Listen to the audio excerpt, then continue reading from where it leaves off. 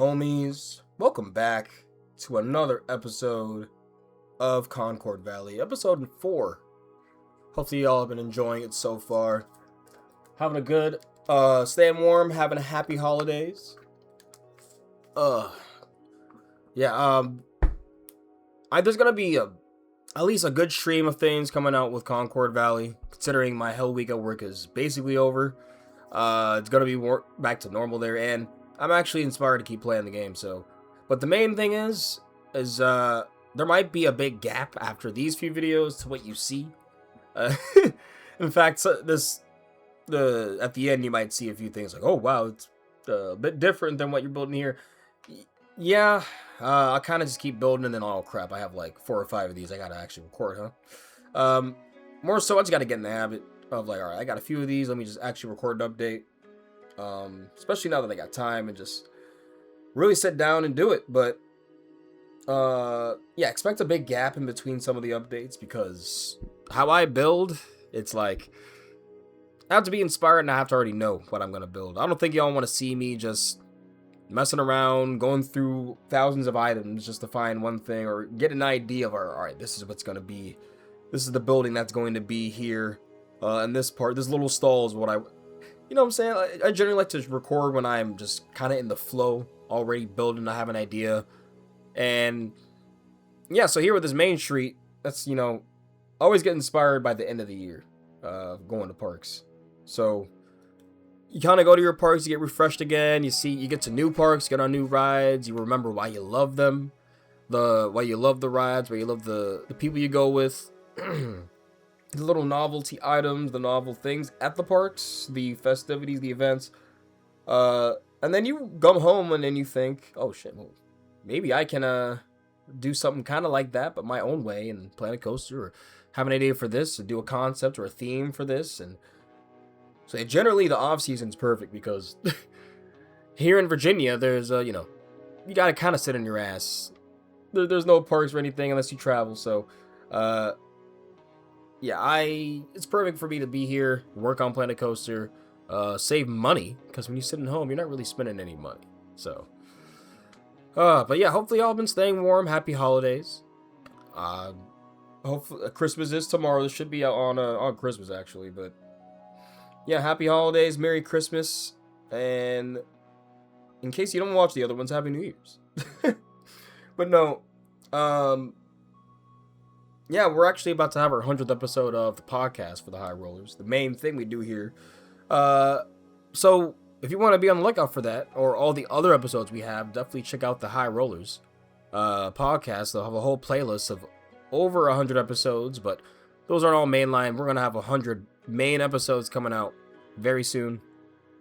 And it's crazy. Like, we have episode 99 coming out, the Stonies, the award show that we do every year, to shout out content creators, get discourse talking about the rides and how people's amusement industry year was, basically. It's kind of a recap. So yeah, if that interests you, be on the lookout for all the High Rollers content coming out podcast wise. But going back to Planet Coaster, I have not been able to jump in too much with any of the new Toy Box stuff. Honestly, like I said, an episode or two ago, I think I jumped the gun buying that, because right now I'm still just messing with a few of the things from packs before. Granted, my hours are a bit lower compared to others. Like, I mean, some of these creators, man, that's why I was like, not only does going out to the parks inspire me, but I'll be thinking, oh damn, like that's an awesome concept that people be coming up with, and then they'll get inspired by that as well. So seeing these creators now, man, Nerd Chacho just finishing his Mega Park series, Farmington Fields. Definitely give it a look. How he's able to pump out those series is honestly incredible. Because for me, like, I can go 4 hours in Planet Coaster unless I'm really working on something, or it's like I'm pushing like right up to the very end of something, right? Like a dark ride. I know I'm at the very last leg of it, last stretch. But me, it's like 4 hours and I'm burnt out. I gotta take a break, you know. So, and obviously I don't know his schedule at all, right? But just basically be able to put out 28 episodes of highly detailed, some of the best Planet Coaster builds you will see. Literally, like, everything's thought of. Like, these could be real parks this man is making. If you haven't heard of this man, which you probably have if you were watching this video, yeah, the series is awesome. There's a few others out there. I think Mineral put out something recently where I think he's doing some, I think it was a wedding coaster or something, but a lot of things out there. Coaster Cow has been awesome too. I think he's kind of my favorite just cinematic guy. Changed the game in a way from how I saw it, because how he does those time-lapse builds, yeah, pretty game-changing for the genre in my opinion. So yeah, right here though, we just finished the slush shop. That was a pretty simple build, just a townhouse little building.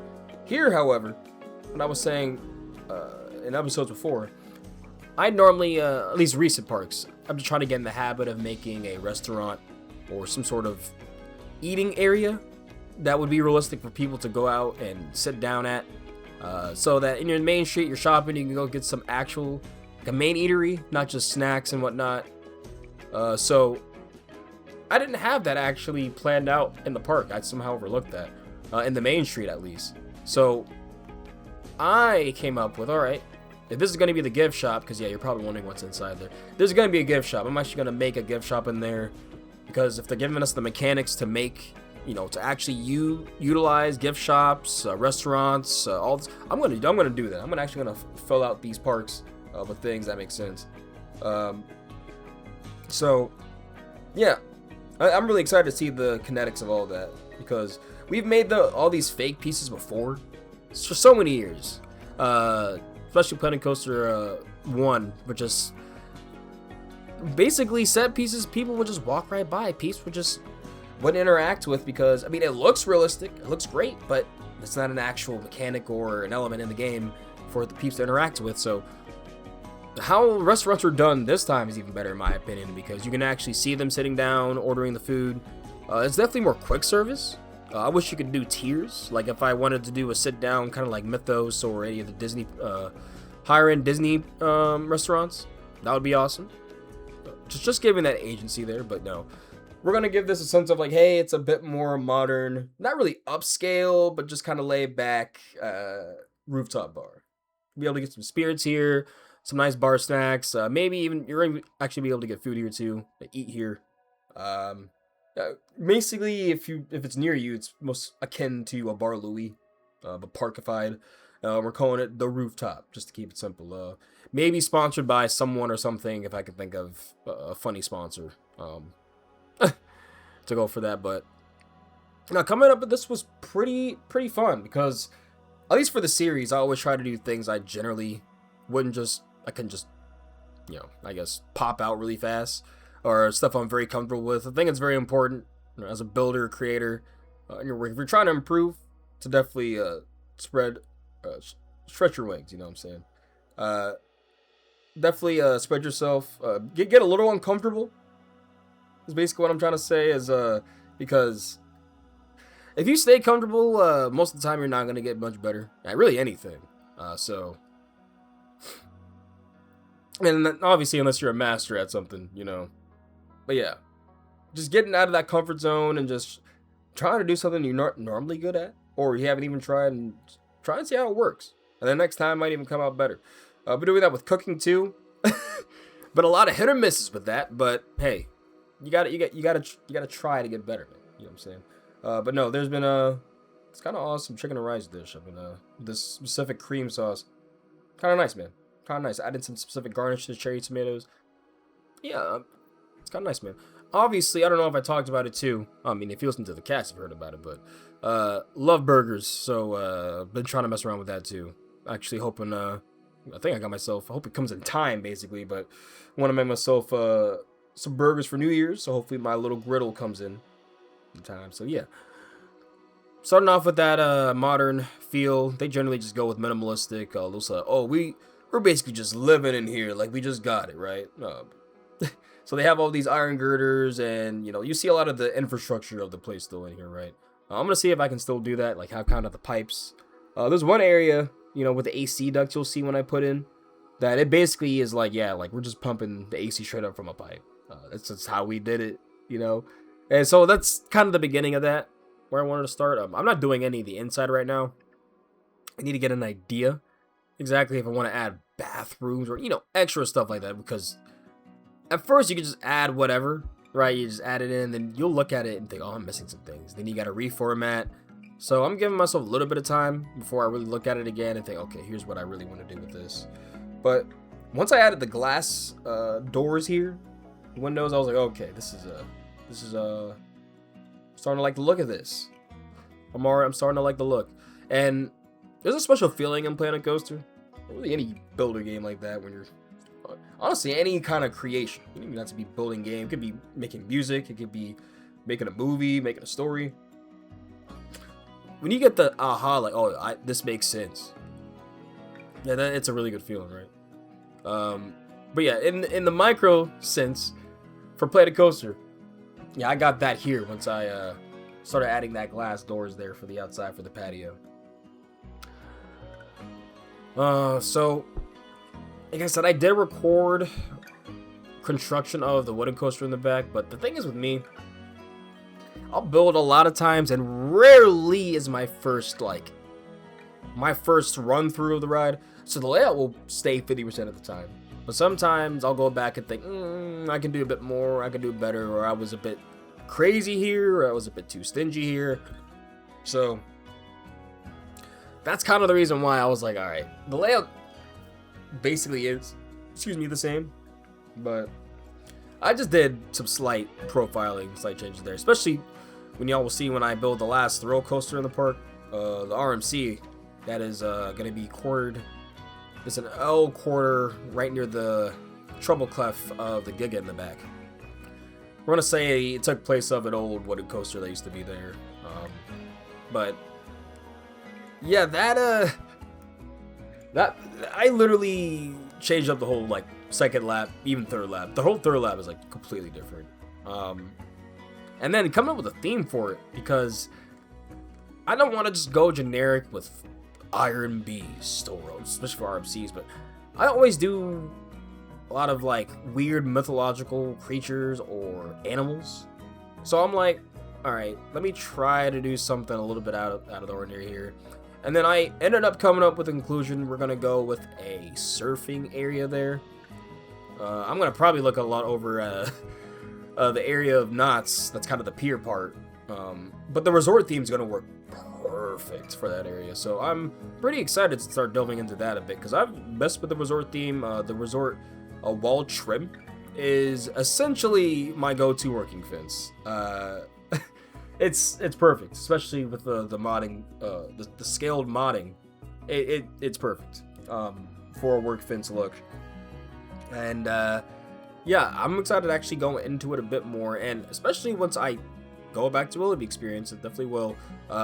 In fact, that's where I'm going to try to get my feet wet with the water park. I don't want to do it first here at this, because it's going to definitely be a bigger water park here. The other one's going to be, honestly, 2, maybe 3 major attractions, but no really big slides. It's going to have a big pool area, but yeah, it's taking advantage of the fact that, yeah, it's a smaller area, doing what it can, and who knows, it can change.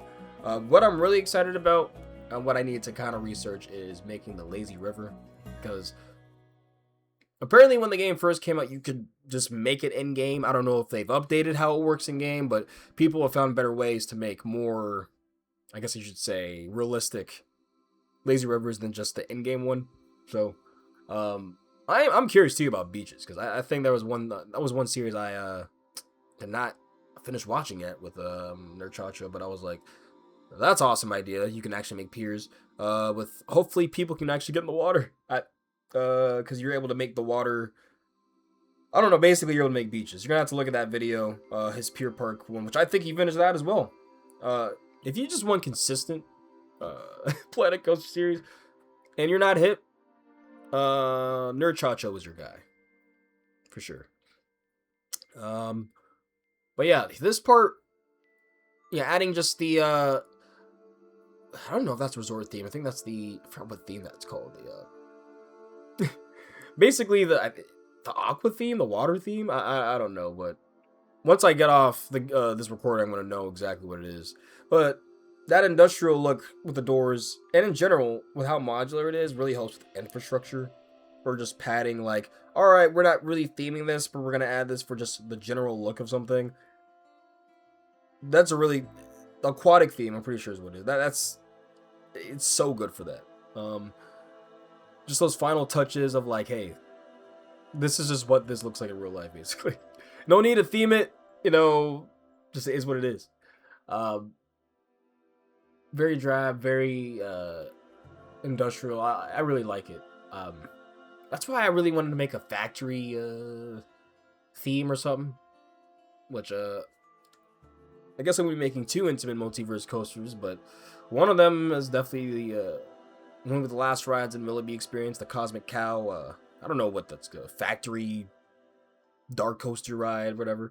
I still want to do that, but we're probably gonna work on what's gonna be coming here first, because I feel like I could do that theme much better. It's basically I'm gonna do an Intimate Multiverse, but the theme is basically time travel and just kind of chaos, because Lauren's idea was, if I remember correctly off the top of my head, without looking at the notes here, was she wanted a dark ride because, drop tracks, turntables, all that, where it's like every room or every, different time you travel to a new age or a new place, it gets crazier. So I'm like, oh, that's kind of awesome, right? So I was thinking, I could just go into, they have medieval times, they have space, so that's pretty easy. If they had dinosaurs, which I really think they could just do a collaboration. Like, hey, Jurassic World, Jurassic Park, whatever, like, Universal. Hey, just throw Jurassic Park stuff in here. We already developed this game, why don't we have it in that game? So we can have some dinosaur stuff. Because I feel like dinosaurs are pretty prevalent in parks. You know what I'm saying? In subtle ways, especially in kids' areas. So, that's one theme I would love to see. Honestly, surprised I didn't find its way in a little bit in the toy box pack. But, yeah, right now we're just doing the signage here. And we're basically close to wrapping up. And then the other video after this should be the other side, where I think I just completely do the left side all in that one chunk. And then, I don't know if I also show me doing the scenery, but I will show basically what the main street looks like after I get all the planning done in front of the double-decker carousel and all around the main street. So, in its most alpha, beta, like, it will be done, right? Until I add more things around it once the rest of the park is finished and I get ideas like, okay, say we have a certain theme or a certain lamppost that I'm using around, that'll get put in there and replaced, but the general look of it would be done. And yeah, it's pretty awesome. I don't want to be Professor Calamitous. I said I'm trying to stay disciplined and not with half-eaten jelly-filled donuts, all that stuff. A deep cut for those born in the late 90s and 2000s for Jimmy Neutron, by the way. But no, I was trying to find something here to kind of look like a roof thing to kind of just put on the side. I thought it turned out well. I thought it was kind of good. So, yeah, guys, thank you for keeping up with the series. Sorry it's not as prevalent, but because of how Christmas and everything's working this week, I'm definitely trying to make it to where we at least have 2 coming out this week. So, Merry Christmas, Happy Holidays, and if for some reason one doesn't come out, or you don't see it, the one that comes out, Happy New Year's, because both of these should be out before New Year's. So, yeah, so we end up going with a more simple, just something like this.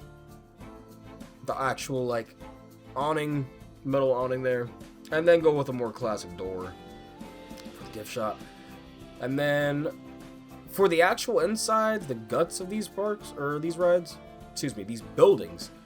I'm probably not doing those until a good bit. Like, I want to say when I'm done with the majority of the park stuff here. So, y'all, catch you on the next one. Stay homey, and make sure to stay warm out there, y'all. Catch you on the next video.